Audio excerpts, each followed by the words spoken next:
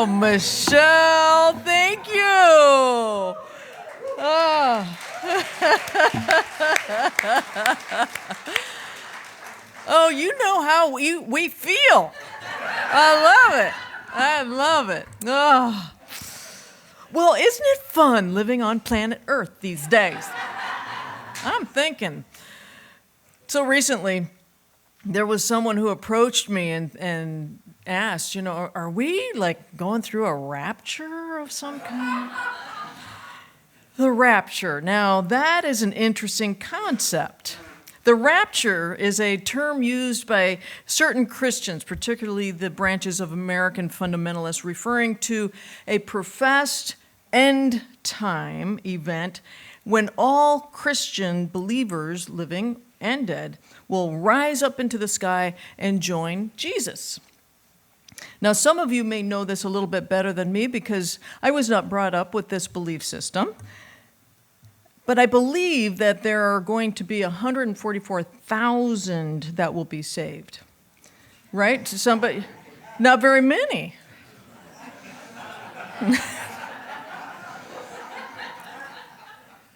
Throughout the ages, there have been many predictions about the end of the world. A man by the name of David Meade predicted the rapture. Some of you might remember this, May 11th, 2011, and then later realized that he got the date wrong.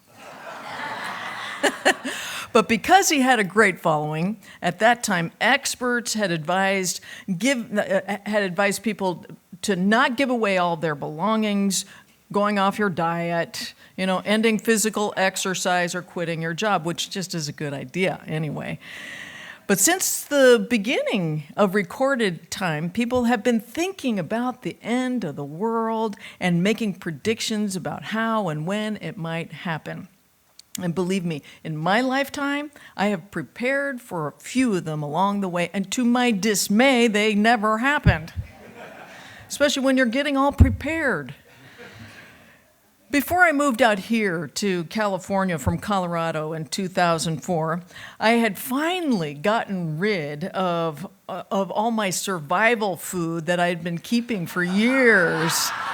It had gone bad. That food would have killed me before any kind of world disaster. The 2012, the Mayan calendar, we all lived through that one together.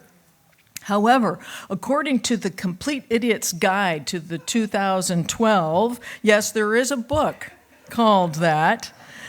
They said that there were more than 600,000 websites with that very theme, beware, the end is near. But I think we're good. We made it through. Does anyone remember Y2K?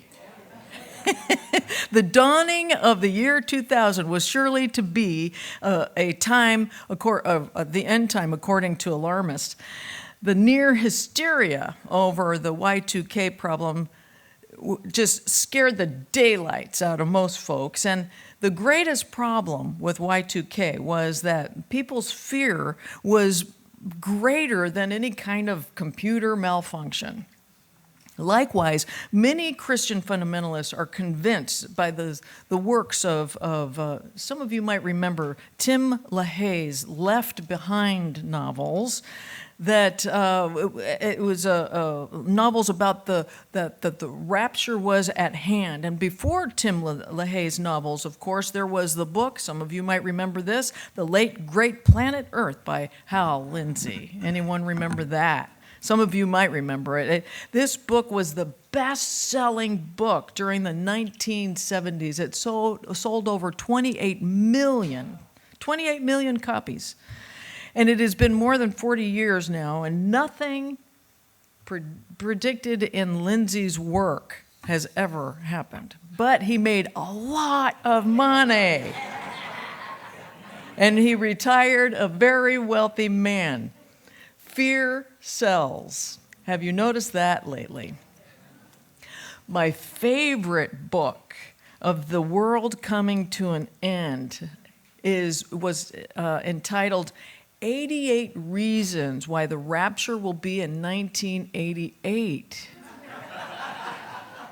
Now, just to let you know, it also came out in a 1989 edition.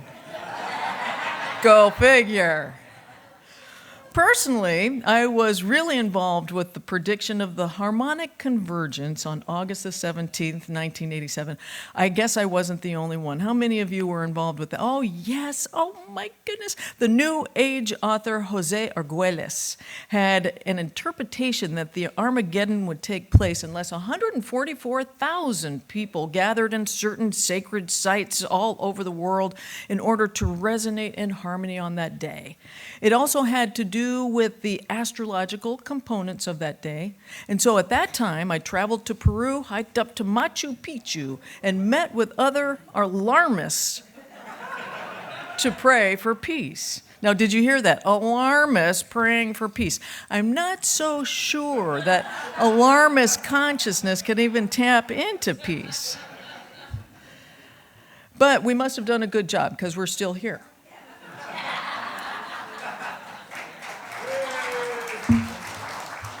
Thank you. You can thank me after the service. And those of you that participated, a number of you. The years that followed, I read up on predictions from Edgar Cayce, Elizabeth Clare Prophet, and other foreseers saying that April of 1990 was the year of great destruction for most of the human race. So I went to classes to know how to can my own food and preserve water and live off the natural habitat. I was really prepared for the big one. Again, to my dismay, nothing happened. Yes, since the beginning of recorded time, my friends, people have been thinking about the end of the world. As such, the planet's major religions and scientists have formulated elaborate viewpoints on this particular subject. I know that when I was in high school, top scientists all over the world were saying that if we didn't act quickly, we were going to be entering into global freezing.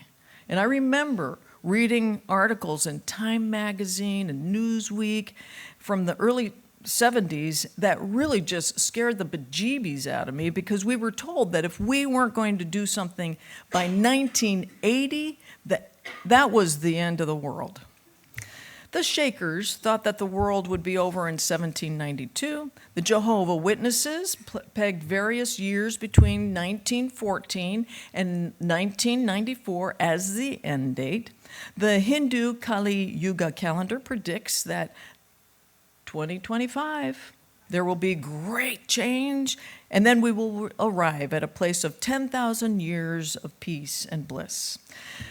So you can see, there are all sorts of beliefs and definitions about the end of the world. And there are times when we might think that our own personal world is coming to an end. And so here we are. We have made it through all sorts of ends of worlds, including our own individual ones. And therefore, we must ask ourselves, where do we put our trust? Do we put our trust in our fears, worries, concerns, or do we put our trust in a very loving God?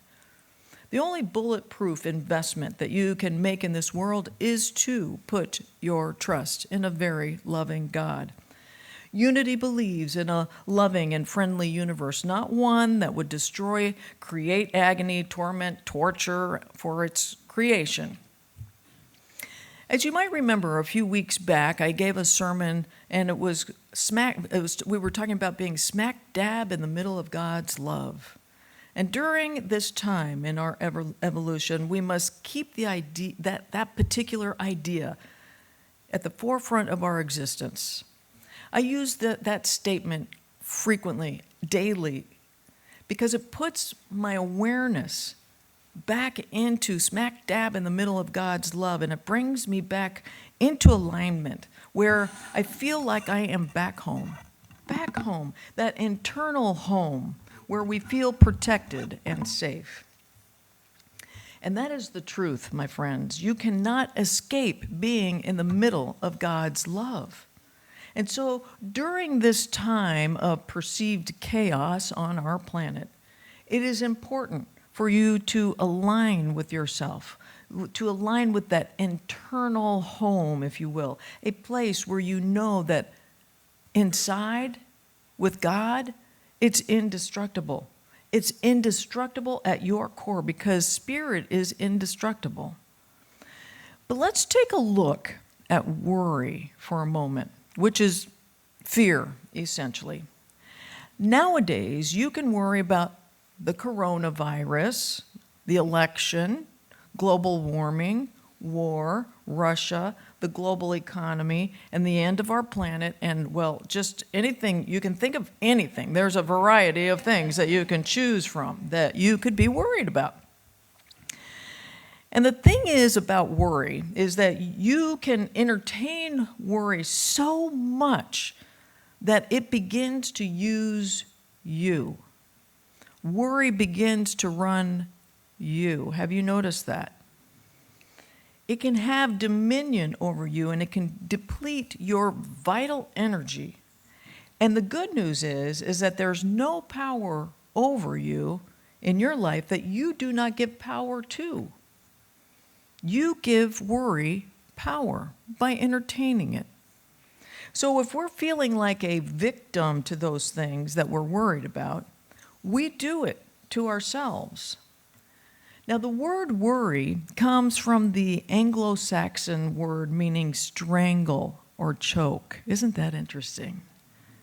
And doesn't that feel like it every once in a while? When you're so worried, it feels like you're being strangled, like there's no, you can't move in any direction. There's a story of Raman Maharishi, the great Indian sage of the 20th century, who one day laid down on the floor of his uncle's house at the age of 17 and had an ego death experience. Believe me, I've tried laying down on the floor and nothing ever happens to me. But he rose from the floor completely enlightened and became one of the 20th century's greatest saints. His teaching to those who would listen was the love of God now. When? Now.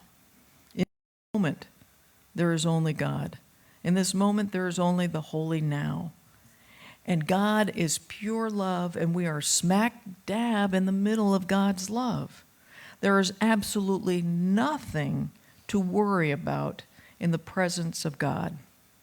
I love what David Hawking said. He said, God's love is present everywhere, and its presence only needs to be realized. Just needs to be realized, which is what all of you are doing right here, right now, today, in this room. You're realizing, wow, doesn't it feel good just to realize I'm smack dab in the middle of God's love? And when you realize the presence of God, you feel safe, you feel protected, and that realization helps you to avoid catastrophic, worrisome thinking. Because that is where we get ourselves in trouble, right? Is when our thoughts go catastrophic. By your thinking, by your feeling, you are either adding to your good or you're taking away from your good. You're depleting your good. And what I mean by good is that feeling of expansion or contraction. The media will keep you most entertained with worrisome, catastrophic thinking, which will take away that feeling of expansion. It just will deplete you. And you live in the world of your own choosing, and you will always draw to you exactly what you are focused on in your world. Where are you focused on, however? Are you focused on worrisome, catastrophic thinking, or are you putting your trust in God, in the love of God right here, right now? Let me tell you a story. When the author Alan Cohen visited Russia many years ago, his tour group had was taken to a small town. It was a village that had traditionally, they had adored the Mother Mary, and they had great belief in God and that God was always taking care of them, and that God was greater and mightier than any circumstance or condition. During the 1800s, when the plague was overtaking much of that country, no one in that village was ever affected. And they believed that it was their trust and their faith in God where they had held a high watch. It was that where they reaped the rewards of being always in perfect health. So, as far as the coronavirus goes, maybe we should trust more in God than in a virus. Now, I'm not suggesting that you do not heed health practices prescribed by doctors and agencies these days. They work. And in this time in our history, that is what is being prescribed for the health of all concerned. So you need to take care in ways that deem most appropriate. At this time, however, we need to be alert and attentive, not to drop into the vibration of fear and worry. Shortly after 9/11, I was living in Denver, and we were told to put plastic over our windows with duct tape because of the threat of chemical weapons upon big cities. So everyone was putting plastic around their windows. And we were also told to be prepared for the economy of Denver to collapse. A young woman in my neighborhood was so afraid that she refused to go anywhere long after we were told that it was okay to go outside and to take the plastic off of our windows. Nothing happened, everything was fine. But her fear and her worry ruled her, and she missed work. She rarely left her home. After quite some time, she was living exactly what she had created in her own mind. She got sick, her immune system was compromised, her employment, of which she made a pretty good living, decided that they no longer needed her services. She was no longer going to work, and rightly so. So she was out of a job. Other places of employment weren't sure that they wanted to hire her either. So economically, she was experiencing her own economic collapse. There was no money coming in. She created exactly what she was focused on. But the good news was, and you may not believe this, she was a Unity Truth student. She just forgot. Sometimes we forget, right? We forget these principles. So she forgot for a period of time that her worry was overtaking her. She struggled for some time until she realized that she needed to get back to basics. And isn't that what we're doing here today? We're getting back to basics. She realized that she participated in the doom and the gloom of her own mind. She had to get back to trusting that the love of God has got this. And I remember her saying this one thing, and I wrote it down because I loved it so much. I remember her saying, "The love of God will heal any lack attack." When you genuinely invoke its wonder-working miracle energy in all your endeavors. And I loved that. Well, after she got back into alignment with God's love rather than fear, she was hired by a company that was paying her even more than the job before, and she absolutely loved it.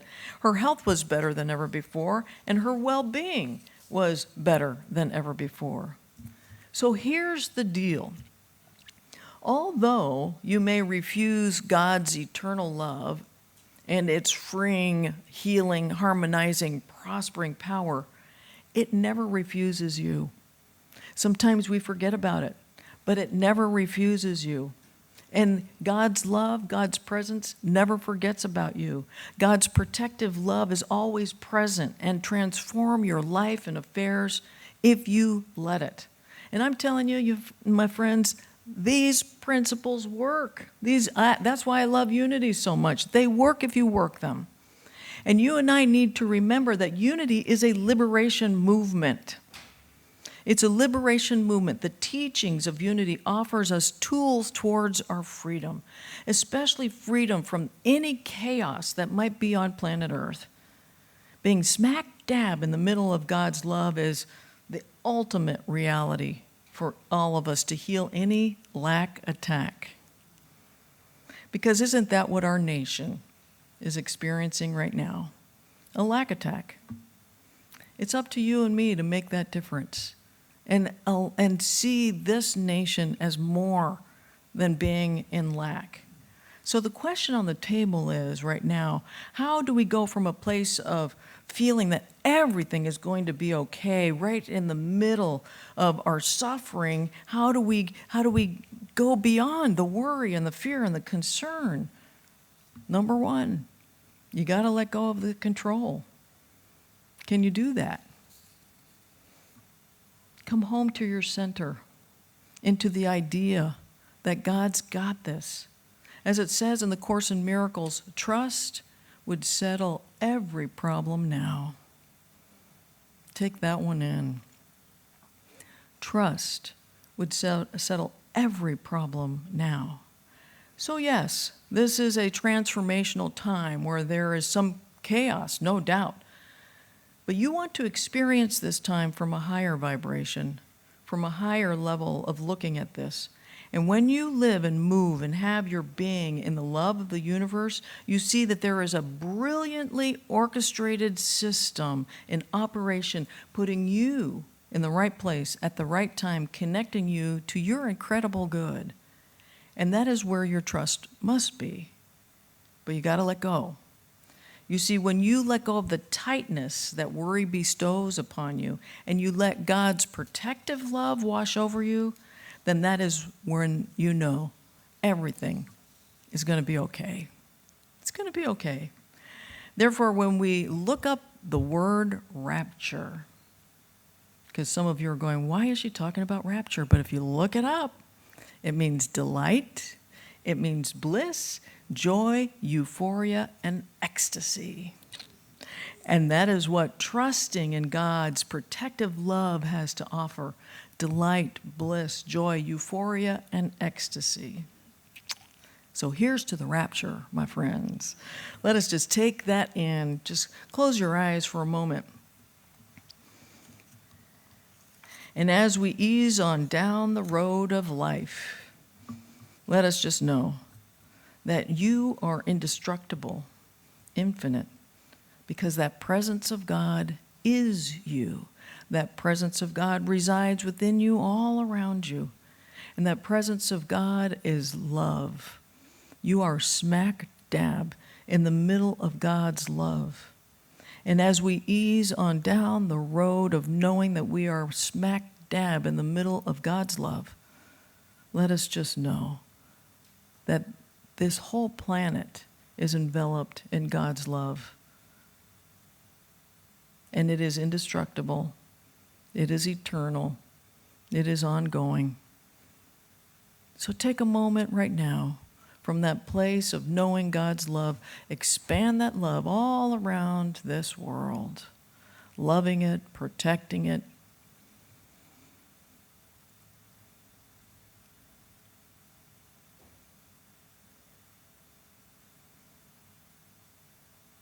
And for this we do give thanks. And so it is. Amen.